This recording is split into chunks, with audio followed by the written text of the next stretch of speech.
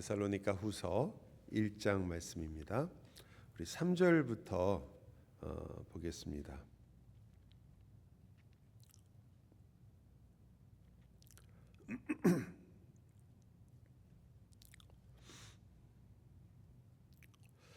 저희가 9절까지 읽을 텐데요. 한 절씩 같이 읽었으면 좋겠습니다. 3절부터 9절까지 제가 한 절 읽고 여러분이 한 절 읽고 교독식으로 그렇게 읽겠습니다. 형제들아, 우리가 너희를 위하여 항상 하나님께 감사할지니 이것이 당연함은 너희의 믿음이 더욱 자라고 너희가 다 각기 서로 사랑함이 풍성함이니, 그러므로 너희가 견디고 있는 모든 박해와 환난 중에서 너희 인내와 믿음으로 말미암아 하나님의 여러 교회에서 우리가 친히 자랑하노라. 이는 하나님의 공의로운 심판의 표요 너희로 하여금 하나님의 나라에 합당한 자로 여김을 받게 하려 함이니, 그 나라를 위하여 너희가 또한 고난을 받느니라. 너희로 환난을 받게 하는 자들에게는 환난으로 갚으시고 환난을 받는 너희에게는 우리와 함께 안식으로 갚으시는 것이 하나님의 공의시니, 주 예수께서 자기의 능력의 천사들과 함께 하늘로부터 불꽃 가운데에 나타나실 때에 하나님을 모르는 자들과 우리 주 예수의 복음에 복종하지 않는 자들에게 형벌을 내리시리니, 함께 읽겠습니다. 이런 자들은 주의 얼굴과 그의 힘의 영광을 떠나 영원한 멸망의 형벌을 받으리로다. 아멘. 데살로니가 후서는 아주 짧지요. 장수도 적고 총 3장밖에 되지 않고 절수도 그렇게 많지 않은 책인데 의외의 책입니다. 성경에 있는 신약 성경에서 일반적으로 가장 어려운 성경은 우리가 히브리서라고 되게 이야기하고 그 사실입니다만은, 학자들 간에 가장 어려운 책은 데살로니가 후서입니다. 데살로니가 후서는 어거스틴 같이 아마 기독교 역사상에 가장 훌륭하고도 아주 유명하며 아마 천재 중에 한 분이셨겠죠. 그 어거스틴이 나는 도무지 모르겠다, 이 데살로니가 후서를 그렇게 말씀하실 정도로 사실은 어려운 책입니다. 왜 그러냐면 바울이 첫 번째 편지를 쓰고 데살로니가 사람들은 바울이 하고 있는 말을 다 알 거예요. 바울이 쓴 말들의 대부분을. 그런데 지금 우리들은 그 많은 부분들을 다 이해하기에 어려운 이야기들이 좀 있습니다. 그렇다고 해서 성경이 말하고자 하는 것이 불분명해진다는 게 아니라 저희가 알고 싶어하는 부분들을 다 알아내기가 어렵다는 거죠. 여기 제일 어려운 것 중에 하나가 하나님의 공의로운 심판의 표라는 말인데, 이게 도대체 무엇을 얘기하는지에 대해서 학자들 간에 가장 분분한 말이 오가는 내용이고, 2장도 똑같습니다. 종말에 대한 이야기인데 도대체 지금 데살로니가 교회 교인들이 뭐가 지금 가장 큰 문제냐라는 것에 있어서 상당히 어려웠던 것 같아요. 하지만 성경을 읽을 때 우리가 물론 가장 잘 이해하고 다 이해를 추구하긴 하지만 성경이 말하고자 하는, 성경 하나님께서 이 데살로니가 후서를 주시면서 말씀하시고자 하는 가장 근본적인 주제를 놓치고 조금 나와 있는 어떤 단어들이나 어떤 내용 중에 우리가 이해하지 못하는 것에 너무 많은 시간을 보내는 것은 또한 그렇게 바람직하진 않은 것 같아요. 그래서 일단은 우리가 뼈대를 알고 그 다음에 여러분이 이 데살로니가 후서를 읽으면서 조금 더 정확하게 이 성경에 대해서 이해할 수 있기를 바랍니다. 감사하게도 어거스틴은 지금으로부터 1500년도 전의 분이고 우리는 그분보다 1500년 후에 태어났습니다. 그래서 그간에 많은 성경의 진리들, 그리고 데살로니가에 대한 발굴들, 그곳에서 나타났던 많은 사실들, 데살로니가 사람들이 어떻게 살았는지에 대해서 훨씬 많이 알게 됐습니다. 그 결과로 우리는 아마 이 데살로니가로 쓴 바울의 편지를 조금 더 명확하게 알 수 있을 것 같아요. 그러나 오늘 제가 여러분에게 이 데살로니가 전체를 설명하려고 하는 것이 아니라, 데살로니가서를 쓴 바울이 이 책을 쓴 이유는 간단해요. 데살로니가 교회에 크게 두 가지 문제가 있었습니다. 그리고 그들이 그 문제 때문에 고민을 많이 했어요. 그 중에 하나는 2장에 나오는 문제입니다. 2장에 보면 1절을 한번 보세요. 형제들아, 우리가 너희에게 구하는 것은 우리 주 예수 그리스도의 강림하심과 우리가 그 앞에 모임에 관하여 영으로나 또는 말로나 또는 우리에게서 받았다 하는 편지로나 주의 날이 이르렀다고 해서 쉽게 마음이 흔들리거나 두려워하거나 하지 말아야 한다는 것이라. 그때 어떤 일들이 있었냐면 심지어는 거짓된 편지, 사도가 보냈다고 하는 잘못된 편지 혹은 그 편지를 잘못되게 해석했던 사람들이 있었습니다. 그래서 주님께서 이미 오셨다라고 믿는 사람들이 있었어요. 주님께서 가실 때도 내가 속히 오리라 말씀하셨다는 것도 우리가 알고 있잖아요. 그 이후로 꽤 많은 시간이 우리 쪽에서 본다고 해도 우리가 심지어 과학자들의 의견을 우리가 다 받아들이지 않는다고 해도 아마 지금 현재 우리가 알고 있는 이 인간과 지구나 이 모든 역사적인 시간들을 생각한다면 저희가 대개 알고 있는 인류가 처음으로 문자 비슷한 것을 써서 자기의 의견을 표시한 것도 지금으로부터 만 년이 훨씬 전이기 때문에, 그러니까 그 중에 2000년이라는 것은 사실은 그렇게 긴 기간은 아니지만 우리들이 보기에는 주님이 오신 이후로 한 2000년이 지났어요. 그 당시 사람들이 속히 주님이 오실 것이라는 말을 생각했기 때문에 주님은 이미 오셨다라고 생각했습니다. 지금도 그렇게 믿는 사람들이 있습니다. 예를 들어 여호와의 증인들이죠. 여호와의 증인은 1914년인가요? 16년인가요? 그때 예수님이 재림할 거라고 예언을 했어요. 예언을 했는데 안 왔죠. 예수님이 당연히 안 왔어요. 안 오니까 그걸 어떻게 했냐면 영으로 오셨다라고 이렇게 해석을 해서 예수님 지금 우리 안에 와 계시다 이렇게 해석을 했습니다. 그렇게 해서 그 순간을 잘 모면했어요. 이게 여호와의 증인은 어떤 면에서 처음부터 그 여호와 증인이고 뭐 안식일 이런 거 뭐 혹은 여러 가지 종말에 대한 이야기 중에 특히 종말론 때문에 더 그 당시에 인기를 끌었고, 지금은 삼위일체를 부인하는 것으로 더 많은 관심을 받고 있지만 지금도 예수님께서는 영으로든 어떤 형태로든 지금 와 계시다라고 이렇게 믿는 사람들도 있습니다. 그러나 여러분이 아시는 것처럼 주님께서 천사들과 함께 그 천사들의 수종을 받으면서 올라가실 때 분명하게 너희가 본대로 올 것이다라는 그 육체적인 부활과 재림에 대해서 확실하게 얘기하셨기 때문에 우리가 되게 말할 때 주님의 그 육체적인 재림이 아직 오지 않았다는 것을 알고 있습니다. 그리고 그것이 우리 시대에 있으면 하고 다들 바라기도 하고 또 앞으로 오실 것을 믿기 때문에 그것을 바라보기도 합니다.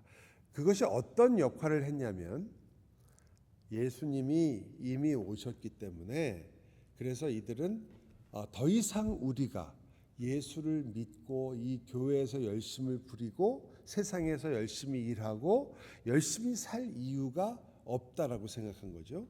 여러분이 대개 재림파나 혹은 재림을 믿는 사람들, 특히 예전에 우리가 알고 있는 한국에서도 유명했던 일이 있죠. 다미선교회. 그렇게 되면 어떤 일이 벌어지냐면 이날 예수가 온다라고 하는 날이 가까워질수록 어떻게 됩니까? 사람들이 자기가 이제까지 하던 모든 일들을 포기하죠. 지금 예수님 오는 판인데 내가 지금 회사 나가게 생겼어요. 그러니까 그 예수님이 온다는 것을 보기 위해서 자기가 하고 있는 모든 일상을 포기합니다. 그리고 자기의 그 어떤 삶에 있어서 이제 더 이상 자기가 살던 방식을 다 포기하거나 그걸 버리게 되죠. 그걸 우리가 자주 보게 되는데, 역사상에도 자주 나타나는데 이 데살로니가 교회가 그랬습니다. 그래서 아주 그것과 유사한 문제가 당연히 일어나게 되죠. 어떤 분들은 여기에 대해서 약간 의문을 제기하긴 하지만 그러나 분명한 것 같아요. 우리 3장 6절을 한번 보세요.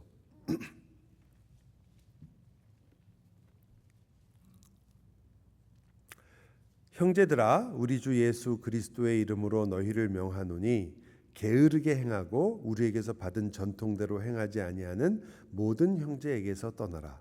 어떻게 우리를 본받아야 할지를 너희가 스스로 아나니 우리가 너희 가운데서 무질서하게 행하지 아니하며 누구에게서든지 음식을 값없이 먹지 않고 오직 수고하고 애써 주야로 일함은 너희 아무에게도 폐를 끼치지 아니하려 함이니 우리에게 권리가 없는 것이 아니요 오직 스스로 너희에게 본을 보여 우리를 본받게 하려 함이니라. 우리가 너희와 함께 있을 때에도 너희에게 명하기를 누구든지 일하기 싫어하거든 먹지도 말게 하라 하였더니 우리가 들은즉 너희 가운데 게으르게 행하여 도무지 일하지 아니하고 일을 만들기만 하는 자들이 있다 하니 이런 자들에게 우리가 명하고 주 예수 그리스도 안에서 권하기를 조용히 일하여 자기 양식을 먹으라 하노라. 열심히 일을 하지 않고 사실은 다른 사람에게 폐를 끼치며 그리고 어떻게 보면 무의도식처럼 보이는 그런 모습의 삶을 살던 사람이 있는데 이 부분은 조금 더 설명이 필요합니다. 게으르다라고 해서 일 안 하고 그냥 다른 사람이 주는 것만 먹다 이렇게 표현한 것보다는 이것은 사실은 게으르다라는 그 단어 자체가 가지고 있는 뜻이 뭔가를 열심히 하지 않는다라는 것보다는 질서가 없다, 선을 긋는다는 뜻이에요. 원래 이 게으르다라는 원어는 선을 긋지 않고 질서 없이 무질서하게 행한다라는 데 훨씬 더 강조점이 있습니다. 무질서하게 행한다는 것이 강조점이 있다는 말씀은 다른 게 아니라 그들이 일하지 않는 것, 그 이유가 첫 번째는 이제 곧 예수님이 이미 오셨기 때문에 더 이상 우리가 앞으로 그 예수님이 오실 때까지 우리가 열심히 살아가지고 하나님께 무언가를 보여드릴 필요가 없으니까 이젠 이미 예수님 오셨는데 우리가 왜 세상에 있는 것들을 하고 세상처럼 살아야 되느냐라는 이유 때문에 일을 하지 않고 또 게으름을 피웠고 자기 마음대로 살았다라고 말할 수 있습니다. 또 하나는 그 당시에 많은 사람들이 육체적인 것에 대해서 항상 경멸하는 마음이 있었죠. 그 굉장히 오래 갔습니다. 중세 시대까지도 그 생각이 계속 있었기 때문에 항상 성과 성스러운 것과 속된 것을 자기 나름대로 다 구분을 했죠. 그래서 사제들은 더 그것을 강조했기 때문에 사제들은 더 거룩한 사람들, 우리들은 거룩하지 못한 사람들. 사제들은 사제들이 할 수 있는 일이 있고 우리는 우리가 하는 일이 있고 우리의 직업은 항상 이 세상에 속한 것이고 그래서 의미가 없으며 그리고 이것들을 열심히 하는 것은 하나님의 일을 열심히 하지 않는 것이다라는 생각이 굉장히 강했었습니다. 그것에 대해서 성경의 가르침으로부터 굉장히 멀리 떨어져 나온 거죠. 사실상 데살로니가 교회 안에서도 똑같은 형태는 아니지만 일에 대해서 가지고 있었던 즉 하나님이 나를 부르신 부름이 무엇인지에 대해서 명확하게 이해하지 못했던 거죠. 하나님께서 어떤 이는 목사로, 어떤 이는 또 집사로, 어떤 이는 장로로 이것만 알면 마치 교회에서만 콜링이 있는 것 같단 말이에요. 그러나 그런 것이 아니라 여러분의 직장도, 여러분이 가지고 있는 달란트라고 우리가 대개 말하는 은사도 사실은 하나님께서 여러분에 주셨고 여러분이 그것들을 하나님의 나라를 위하여 사용할 줄 알게 되면 그때부터 여러분은 성스러운 거룩한 삶을 사는 것이며 거룩한 일을 하고 있는 거죠. 그런데 그것에 대해서 이 데살로니가 교회 교인들도 역시 생각이 없었고 그러니까 두 가지가 같이 있었던 거예요. 하나는 육체적인 것을 별로 낮추어 보고 세상적인 것이라고 생각하고 그것을 경멸했던 것과 또 하나는 이제 예수님 오셨으니까 나는 현실은 무관심해진 겁니다. 그들은 자기들이 열심히 일할 이유를 별로 찾지 못했습니다. 그렇기 때문에 그러한 것들이 그들로 하여금 무질서하게 살게 했다. 또 하나의 무질서는 조금 의미가 다르지만 이것도 역시 무질서였습니다. 주의 그 날이 이미 왔기 때문에 우리가 더 이상 우리 열심을 내면서 살 필요가 있는 게 아니라 이미 예수님 오셨고 그 예수님이 우리 안에 와서 이제 앞으로 예수님의 나라를 만들어 가실 거기 때문에 우리는 그것만 기다리고 그것만 따라가면 된다라고 생각했기 때문에 그들은 공동체 안에서 하나님의 일을 함께 하고 하나님의 일을 같이 나누는 사람이 아니라 성경에 있는 표현은 일을 만드는 사람이라고 얘기를 합니다. 일을 만든다는 말은 좋은 일을 열심히 하자고 만드는 게 아니라 교회 안에 끊임없이 손이 가고 다른 사람에게 폐를 끼치며 다른 사람의 신앙에 도움이 되지 않는 삶을 자기도 모르게 살아가게 된다는 거죠.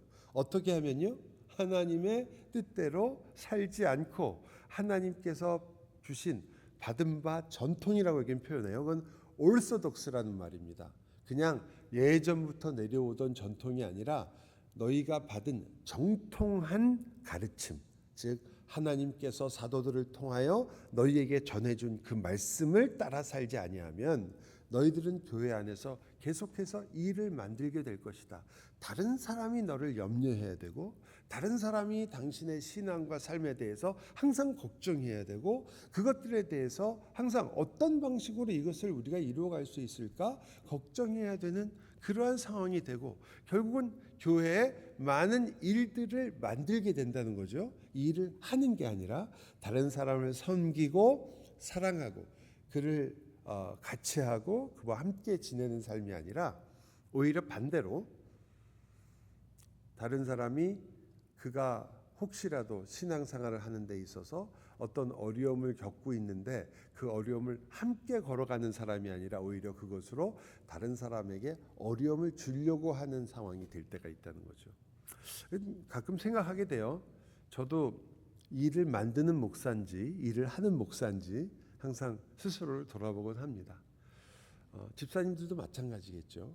장로님들도 그렇고 과연 나는 하나님께서 섬기라고 나를 부르셨는데 이 교회에서 그렇게 일을 하고 있는 사람인지 아니면 다른 사람이 내가 한 일을 수습하기 위해서 항상 걱정하고 기도해야 되고 항상 나 때문에 여러 가지로 일이 생기는 그 자리에 있는 건지 생각하게 됩니다. 물론 전자가 되기를 누구나 다 바라지만 그러나 자기도 모르게 그럴 때가 있죠.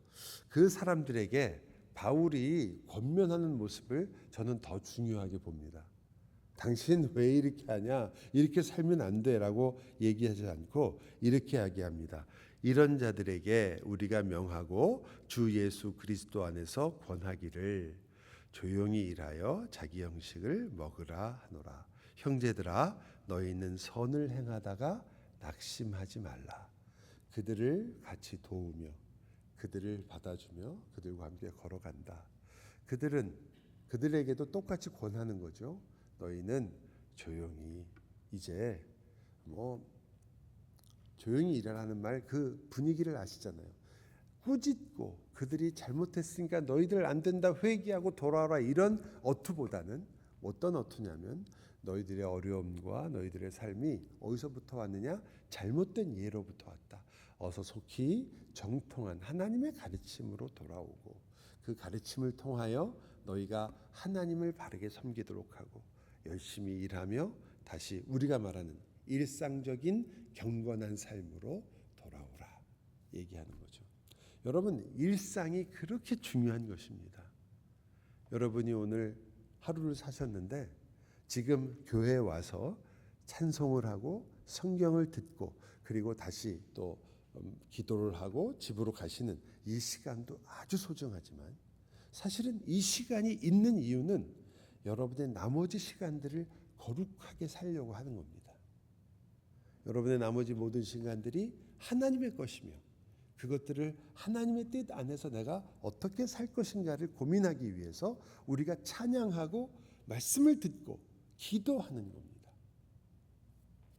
그래서 바울은 이 이야기를 지금 이 교회 데살로니가 교회가 갖고 있는 문제에 대해서 어떻게 보면 참 따뜻하게 어떻게 보면 단호하게 참 이렇게 이 사도니까 그런 권위가 있겠죠. 우리도 말씀을 들을 때 그러면 얼마나 좋을까요? 그 말씀을 따뜻하게 받으면서도 단호하게 받는 것. 아, 주님이 나를 사랑하셔서 이렇게 하라고 하시는구나. 하지만 이것은 타협할 수 없는 단호한 것이다. 그러므로 주님과 함께 이 말씀을 따라 살아가자. 이러한 일들이 우리 마음에 일어났으면 좋겠어요. 그래서 우리가 서로가 서로를 권하고 서로가 서로를 사랑하고 여기 있는 것처럼 이 일들이 교회에 일어나기를 바울이 원했던 겁니다. 아까 말씀드린 것처럼 이 두 가지 문제를 이야기하면서 우리가 처음에 읽었던 본문을 저희가 한번 잠깐 더 생각하고 마치도록 하겠습니다. 처음 부분은 이렇게 말해요. 칭찬을 합니다. 내가 너희를 참 감사한다. 이것이 너무나 당연한 것은 너희 믿음이 지금 자라고 있기 때문이고 다 서로 사랑함이 풍성하기 때문이다. 그러므로 너희가 견디고 있는 모든 박해와 환난 중에서 너희 인내와 믿음으로 말미암아 하나님의 교회에서 여러 교회에서 우리가 너희를 자랑한다. 바울이 데살로니가 교회를 자랑했어요. 이 교회는 복음에 서 있으며 인내를 알고 있으며 믿음으로 살고 있다. 그렇게 환난 중에 있다. 그런데 그 다음 말이 굉장히 어려운 말이고 이것이 환난, 우리가 겪고 있는 모든 박해와 어려움, 예수를 믿는 데 있어서 어려움들이 있단 말이에요. 이때는 밖에서 오는 어려움이 많았습니다. 박해와 환난, 고난 그리고 이런 환난들이 많았죠. 지금은 우리들에게 있는 환난은 외부로부터 오는 박해와 환난도 물론 없지 않아 있지만 우리가 겪고 있는 대부분의 환난과 박해는 우리 자신이 만든 것들이 많습니다. 교회에서 내가 신앙생활을 하고 있고 내 신앙이 자라려고 하는데 그것을 막는 것은 오히려 내가 사랑하는 형제와 자매일 때가 있습니다. 내가 어떻게 신앙생활하는데 어려운 것은 내가 겪고 있는 직장이나 내 삶이 주는 무게 때문에 오는 것이 있습니다. 내가 굉장히 예수를 잘 믿고 열심히 나가고 싶은데 내가 싸워야 되는 것은 내 안에 있는 게으름이나 혹은 세상을 향한 내 욕심 때문일 때가 있습니다. 그때는 밖에서 언제 죽을지 모르는 박해와 환난이 있었기 때문에 이런 것들을 싸울 시간들이 없었지만 지금은 이제 외부로부터 오는 박해와 고난이 줄어든 대신에 우리에게는 이 모든 것들이 우리에게 환난이 되고 고난이 되었습니다. 그런데 사실은 근본적으로는 같은 거예요. 그거에 대해서 바울이 뭐라고 말하냐면 이것이 바로 너희가 받고 있는 하나님이 너희에게 주는 증거다. 너희가 이것이 하나님이 주는 너희의 복이고 이렇게 말합니다. 너희로 하여금 하나님의 나라에 합당한 자로 여김을 받게 하려 함이라.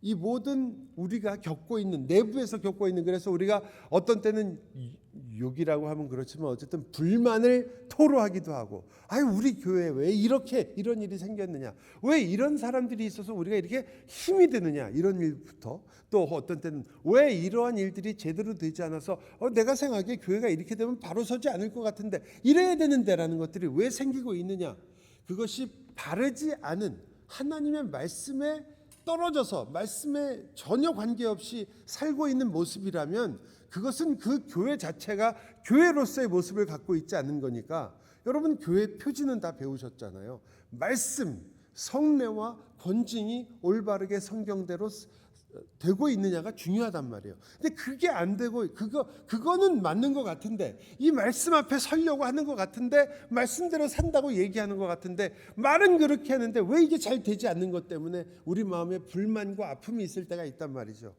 그것을 여기서는 하나님께서 그것을 우리에게 허락하신 이유는 우리로 하여금 하나님 나라에 합당한 자로 여김을 받게 하기 위한 것이고 그래서 너희로 하여금 하나님의 말씀 안에서 자라게 하고 믿음으로 말미암아 너희 안에 인내가 생기고 그리고 그 안에서 각기 서로를 사랑하는 것이 풍성하게 하기 위한 것이다. 그것이 우리가 겪고 있는 환난과 고난의 이유다. 너희가 말씀을 바로 들었지 않느냐. 그렇다면 적어도 우리는 자를 갖고 있단 말이에요. 이게 어떤 게 맞고 틀린 건지 이 길이가 짧은 건지 긴 건지 그걸 알고 있으니까 이제는 너희의 하는 삶을 거기에 비추어서 그 말씀에 따라 이 환난을 견디어내고 이겨내며 그 말씀과 함께 걸어가는 모습을 보여줘야지, 이거는 말씀과는 전혀 관계없이 내 감정과 내 생각과 내 피해와 내 유익이 되지 않는 것 때문에 화를 내고 그것으로 끝내서는 안 된다. 반드시 하나님의 말씀에 따라 바른 길을 통하여 하나님이 주신 이 환난과 심지어는 고통과 눈물과 아픔이 교회 안에 어떤 형태로든 있을지라도 우리가 말씀 앞에 서 있으려고 하고, 그 말씀이 우리 교회의 가장 중요한 모토인 것이 확실한 한은, 여러분은 그 일을 그 말씀의 위로와 말씀의 능력과 그리스도의 사랑으로 이겨 나가셔야 되는 거죠. 내 개인적인 삶도 마찬가지입니다. 남편과 아내의 사이에서도, 자식과 부모의 사이에서도, 우리 모든 삶 속에서 그 일이 반드시 우리의 삶 속에 이루어져야 합니다. 여러분은 오늘 이후에 함께 찬양하며 기도하실 것입니다. 여러분의 기도의 제목은 과연 이 성경에서 말하는 것과 얼만큼 가까이 계신가요? 여러분은 정말로 하나님이 그 기도를 들으시고 여러분에게 응답하시며 여러분이 고난과 환난 속에서 그 말씀으로 이겨낸다고 생각하십니까? 아니라면 오늘 회개하며 주님 앞에 나아갔으면 좋겠습니다. 여러분의 눈은 불꽃 같아서 여러 가지 문제들을 잘 살핍니다. 교회 안에서 이렇게 해서 안 된다는 것도 여러분은 잘 볼 때가 있습니다. 이게 부족하다는 것도 잘 압니다. 그러나 만일 여러분이 그것을 보고 듣고 알고 있다면 이제 그것이 여러분의 진짜 기도 제목이 돼야 되고, 우리가 하나님의 말씀대로 이 일들을 어떻게 헤쳐나가고 이겨나가며 궁극적인 하나님의 나라를 이루어가는 사람이 될 것인가를 반드시 기억해서 주님께 매달려 주시기를 바랍니다. 기도 외에 우리가 무엇으로 하나님 앞에서 우리 자신의 변화를, 그리고 우리 자신의 심령을 토로하고 주님께 나아갈 수 있겠습니까? 기도합시다. 사랑의 주님, 저희가 이렇게 주님께 나온 것은 우리가 주님이 필요하기 때문입니다. 주님 없이는 우리가 찬양도, 기도도, 말씀도 사실 아무것도 아니라는 것을 알기 때문입니다. 그래서 주님을 찬양하기를 원하고, 그래서 주님의 음성 듣기를 원하고, 그리고 주님의 능력과 은혜를 받기를 원합니다. 그래서 우리가 지금 갖고 있는, 우리 앞에 있는 그 산들을, 우리 앞에 있는 그 계곡들을, 그 땅을 평탄케 하며 그 계곡들을 메우며 산을 허물어 그 계곡과 골짜기를 평탄케 하시는 그 주님의 위대하신 말씀과 능력을 우리의 교회에서 저희가 보기를 원하고, 저희가 그 놀라운 하나님의 능력이 우리의 불평과 불만이 아니라, 우리가 알고 있는 문제가 아니라 바로 주님이 우리의 모든 것 되심을 깨닫는 귀한 자리까지 가기를 원합니다. 주님, 저희를 그 길로 인도해 주시고, 저희가 하나님의 말씀 앞에 우리의 문제를, 우리의 마음을, 우리의 생각을 토로하고 아뢰다면 주님이 주시는 은혜를 갈구하게 하시고, 주님께서 우리에게 허락하시는 그 사랑을 따라 하나님 나라를 우리 안에 이루게 하시고, 주님의 인내와 믿음과 사랑을 우리 가운데서 이루도록 함께하여 주옵소서. 예수 그리스도의 이름으로 기도하옵나이다. 아멘.